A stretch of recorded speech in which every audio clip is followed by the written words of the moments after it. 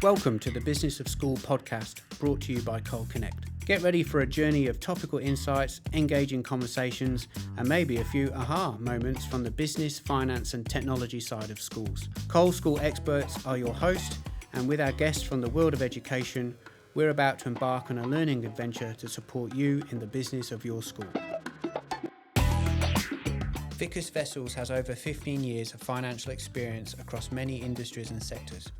As audit partner at Crow Audit, he maintains specialist skills in the areas of external audit in the education sector. Addressing the increasing strain of school finances is a critical issue that many educational institutions face. Wicus interacts frequently with many school leaders about their financial risks and performance, and we talk with him on topics ranging from debtor recovery to increase in payroll costs to capital projects. Well, welcome again, Wicus, to the Business of School podcast. It's great to have you. Hi, Kenton. Thanks for having me. With obviously there isn't much going on in the world of accounting standards at the moment, especially those in relation to schools. So it's going to be a good opportunity, I think, to maybe talk about the increasing challenges that schools are facing, especially around finances. So it'd be great to understand what you're seeing from the schools that you're interacting with, what sort of challenges they're having to deal with, and then let's have a look at some and explore some of the solutions that they're able to find to help them out in increasing challenging times. So maybe start off, Vickers, by just expressing what some of the financial issues are that you're seeing that schools are struggling with at the moment. Yeah, no, that's it's correct. There's no real financial statement changes at the moment, so there's nothing to worry about from there. It should be the same as last year. Um, so what we do get a lot asked by schools, especially the last, I would say, probably the last 6 to 12 months, is more around the budgeting and forecasting. A very topical thing to think about right now at this time of year as well. Absolutely. I actually spoke to the school this morning. Was busy with their budget process, so it's at the moment everybody's busy with that, and a lot of uncertainty, and it's not easy to do a budget at all.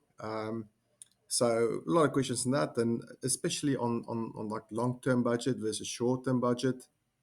And then we also get asked, it's all fair and well having a budget, and how does that then align with reserves, and how much reserves should I have? What should the reserve policy be? And although it's not a direct link, there's definitely indirect link between the whole budget process and reserves. So that's probably something we get asked quite a lot at the moment. And the other thing is also on fixed assets, because a lot of schools is now building again, because after COVID they saved money, and so a lot of schools are doing building work. So also on fixed assets, on what's a good policy, how should we track our assets, how should we count for the assets in our register.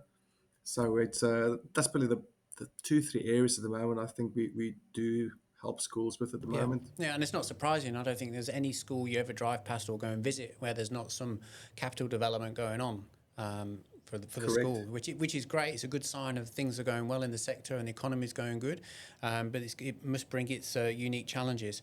So maybe we just pick up on the first thing that you mentioned, the budget perspective. What challenges are you seeing that schools are facing in this area? Yeah, so what we see from schools, and it's a couple of issues that they face in the budgets, and especially the short term budgets, I would say, is first of all quite a lot of errors in those calculations. And it's basic errors, and it's human errors, because you could have a wrong formula, because most of the times the budgets are done in Excel. And sometimes those Excel spreadsheets can be extremely overly complicated, and if you make an error somewhere, it's so hard to pick it up. And schools um, are having to do that as well because there aren't that many digital solutions, software solutions no, around that deal with no, the complexities and the uniqueness of a school budget. There's plenty out there in the correct. corporate world, but they're not that relative to what goes on in a school budget. So, yeah, you've got to use Yep. budgets, spreadsheets, and that's what our team are using as well. But you're right, it comes with the risk, Yeah. doesn't it? Absolutely. And there's not really templates available as well. So a lot of schools just use what was used last year, or try and do their own thing. So that's definitely a risk, is spreadsheets. And then with that is a lack of segregation of duties. So a lot of the times the budget is prepared by the senior staff member, normally the business manager, and that goes up to the board for approval. And there's no real review done, a detailed review from the preparer to with somebody else. So what we normally try and recommend is get your if you've got lucky enough to have a good financial accountant at your school or a finance manager or something like that, let he or she have the first go and the first draft of the budget, and then the business manager does a really thorough review to try and pick up those errors in the calculations, because it's not really the job of the finance committee or the board or whoever you report to the principal to go and do that detailed review. So that's something we see really often is that layers of review is not really there. Yeah, that's a really good point, and it's definitely something that we're finding our accounting team are getting asked to do more and more, is to be able to do that independent review, even if we've not been involved in the actual preparation. Because you're right, there is a necessary segregation of duties in the governance role at the school as well, because quite often your board, your leadership team, they're not finance people. They have other skill sets, and so there's a lot of reliance, isn't there, on what the business manager or the CFO is presenting to the board. And it's great to cover your own back as well, just to make sure you've got that stamp of authority that there's been an independent review here by someone like Crow or Vindex or Cold School Experts or someone whoever else that you're using to say that we've been through this, we've tested it, we've had a look through it, and it's a fair representation of really what's likely to happen next year. Absolutely. And I think even if you give that first draft of the budget to your financial accountant, it gives them also the opportunity to learn something new and to do something a bit more outside their normal day-to-day work, which is really good for them as well for their personal growth. So I'd really, really recommend that. Yeah. And also, Um, you mentioned in there about short term and long term. yeah, One of the things that we often are in conversation with schools is there's an over reliance on the short term budget. There is a governance need to get the budget done and presented at the board meeting towards the end of the year, and then there's that 12-monthly cycle. But what we're finding is the school haven't necessarily got on their radar of looking longer term, and the requirement from governance that isn't to have a long term projection or forecast of where the school can be going, and especially in line with their strategic objectives. Are you finding those sort of challenges too? 100%, Kenton. And that's probably where we spend most of our work, help clients with, is with that long-term budget, is to go and make sure it is aligned with your strategic master plan, because it's all fair and well having the test plans. We're going to build this there, but then you only have a 1 or 2 year forecast. So how are you going to fund your build? How's that going to work? So those two needs to go hand in hand. That's so important. Um, and what we also see is sometimes those long-term budgets just goes out like 2 or 3 years and not really anything longer. So ideally, you'd like to go and have something say for 5 years, which is a bit more robust, and then maybe for longer term, which again aligns with your master plan, which is a bit more assumptions going in there, but having something in place to say how are we going to achieve over the next 10 years what we want to achieve. And what we also see a lot of times what's missing from those forecasts and budgets is just like a stress test, like a what if scenario. So let's say my student numbers drop by 10% per year over the next 5 years. What's that going to, how's that going to impact us? And it's all very well going best case scenario, and we'll do this. It's going to look fantastic when we have millions in the bank account, but try and be on top of those worst case scenarios as well. So when something happens, it's not out of the left field, and you know what to do and how to plan for that. So that's a really important thing for me as well, is having almost like a worst case, mid case, and the best case scenarios in your forecasts and budgets. Because things change, like plans plans are plans, and then Oh, that you need to be able to be adaptable with your plans. Because another thing I'd add to that as well is the importance of having that 5-year forecast as a rolling forecast. Uh, because quite yep, often we'll get involved with the school to help them prepare their long-term forecast, and it's often done for a particular project or grant, and then it's just kept there in the background rather than being an active financial tool that is used by the business manager or the finance committee in ensuring they've always got yeah. one eye on what the future looks like. To keep that rolling every quarter or every year at minimum to make sure you've always got that 5-year projection. Yep. No, that's so important. It's not a set and forget document, and not just done to tick a box. It should be really actively managed. Yeah. Um, you mentioned earlier the link between this budget process and the challenges schools are facing in regards to their reserves. Do you want to maybe Mm. talk a little bit more about what you're seeing there in your interaction with schools? Yeah, that's really interesting. So, and again, that's probably something we've done a lot of work with schools in this, well, also 18 months. It's just on reserves, on how much reserves is enough, on what do I need to have reserves for, what specifically. And I think the first thing to say, I mean, every school is different. There's no one way. Yeah, you go, you need this, and crack on. It's you're going to work out for your school and your circumstances what work and what would not work. Um, Generally, what we do though see and recommend for schools is have like reserves for your day-to-day operations, your payroll, your bills, and normally, and again, it's no one way, but about 30 days of operational costs. Have that as a reserve. Then you need to look at specific like your leave balances, annual leave, long service leave, and again, you can manage that because you can predict when those Yeah, will come in play. So that's pretty not too hard to do. and that's often one of the areas that's forgotten as well, actually, isn't it? Those long service leave provisions. Absolutely, Kent. And I've got some schools that's got their long service leave pot, for instance. They put away in cash, and they Separate bank account. cover for that. Whether it's going to happen next year or in 7 years, they've stacked it away, Yeah. which is I think a good ploy. Um, you can have some specific claims or some specific uh,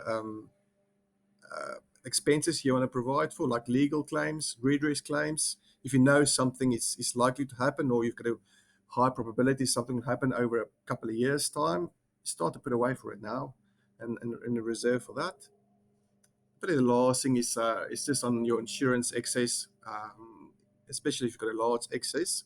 That might be worthwhile just having that put away as well. And when something happens, you can dip into that.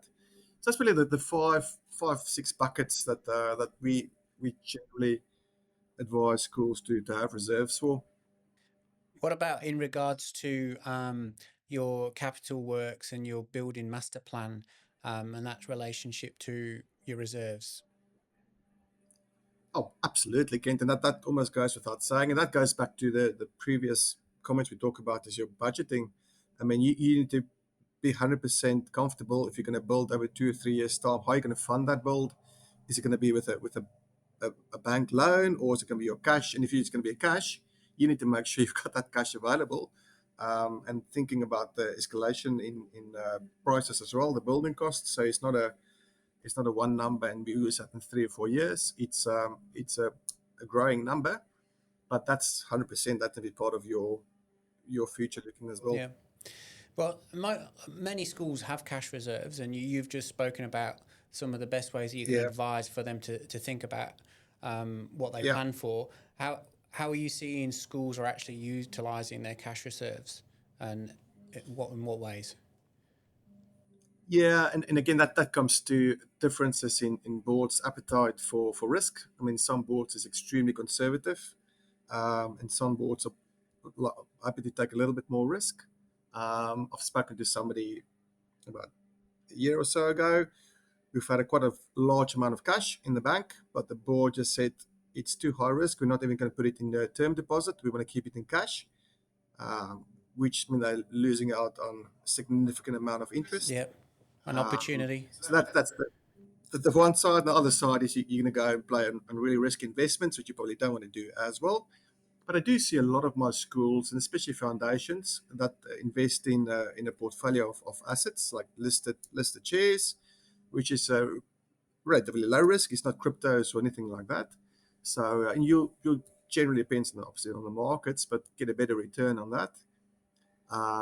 But most of my schools will take that excess cash and either offset that against their loans to save that loan interest, or have term deposits like a 6 month or 3 months or 12-month term deposit, depending on when they would need the cash for specific projects for. Yeah, and there's a whole heap of advice that schools can get on the best and most effective ways to do that. But I think the number one Yep. rule is don't just stick it under the school mattress. That isn't the best way to use it. There is a whole heap of Yeah. opportunities in which you can make the most of that, and a lot of them, Yeah. ones that are available in the market as well. Even if you're talking with your banks, are also sympathetic to the business cycle within a school, on what's Hmm. that cash cycle, which changes so much during the 12 Oh, months. There significantly. are Yeah. Yeah. options out there as well that can accommodate that, aren't there? Mm, definitely, yeah. No, I will definitely recommend to speak to a advisor, someone who knows way more than myself about this, but then also to have a formal policy in place. And our investment policy is X, Y, Z. We can do this, we can do this, and you got boundaries to play in, and just to make sure we cover that risk, because obviously you don't want to lose money. That's extremely important. Yeah, and that's right. I think an investment policy probably is something that is missing from a lot of policy suites at school, but something so important, and it's not something to be passed over if you feel like your school is higher geared and has a lot of loans because of building projects, things like that. That's part of it. Like, you're still going to have cash surpluses, funding coming in big tranches. How are you going to use that in regards to your other liabilities? That has to be considered and set as a policy from the board, in an investment policy. So Yeah, I think that's a good idea because, absolutely. yeah. Yeah, and I don't see many investment policies at all in my schools. It's very, very rare that I see that. So Okay, definitely a good idea. that's good advice. Um, you mentioned earlier fixed assets, talking about building Yeah, projects and fixed assets. Schools are facing yeah. many challenges with the way they account for fixed assets. What are you seeing with this, and what solutions are helping? Mm. What I normally get asked from the accounting point of view is do we need to keep our, especially land and buildings, do we need to keep that at cost in our financial statements or fair value? Um, and generally, my preferred option, what I advise, is a cost. And I know all the valuer companies out there wouldn't like me for saying that. Yep. What's the accounting standard on that? You can choose accounting standards, say you can choose either cost or fair value. But once you've chosen to go with fair value, you stuck there. You can't chop and change 1 year fair value, then cost, then back to fair value. It just depends on markets. You gotta make a decision. You gotta stay with that. Which is where if you move to the fair value bucket, it costs you money at the end of the day, because you get a formal valuation every 2 or 3 years in.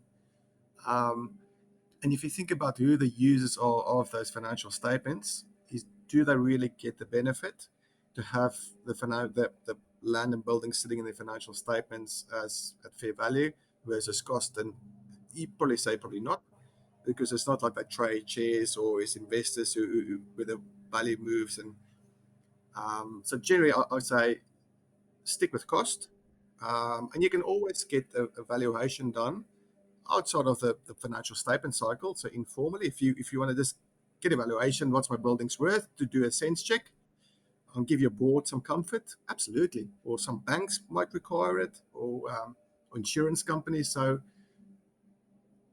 do it outside the financial statement space. But I think when you do it in the financials, you're stuck, and it's going to cost you money. Yeah. Yeah. Okay. And are there any other challenges that schools are facing with how they account for fixed assets that you're finding, except for how Yeah, they value them? I'll probably say on accounting for them when you do new builds on buildings, Kenton. So historically, schools just went and let's say they spent $20 million on a new building. in their fixed asset register, they just go add my building for $20 million and I depreciate that $20 million over 40 or 50 years or whatever the lifespan is. But if you think about that $20 million, there's actually different components in there.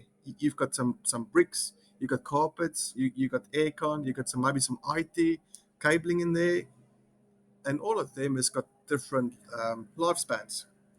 So what I generally advise schools to do is when you embark on a new big build and you capitalize that, try and break it down into like 4 or 5 buckets, because you don't want to go overboard as well. I mean, there's a line between efficiency and adding value, and just to make sure that when you do your depreciation, you depreciate your assets over the proper time. Otherwise, you do misrepresent the number you've got in your financial statements, and you potentially overvaluing your assets in your financial statements.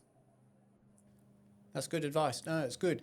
Well, I think there's some actual real good takeaways there today, Wicus, for anybody that's watching this podcast and is working with the accounting side of the school. I mean, one that jumped out to me was make sure that you're not just looking short term when you're budgeting. Make sure you're looking long term with your forecasts. Get an independent review of them so that when you present that to your leadership and governance, that's bona fide and fair view, and everybody's got confidence in it. The other one I thought was really interesting was the investment policy. Make sure you've got an investment policy at school and what you do with your surplus cash reserves and how you manage your liabilities with them.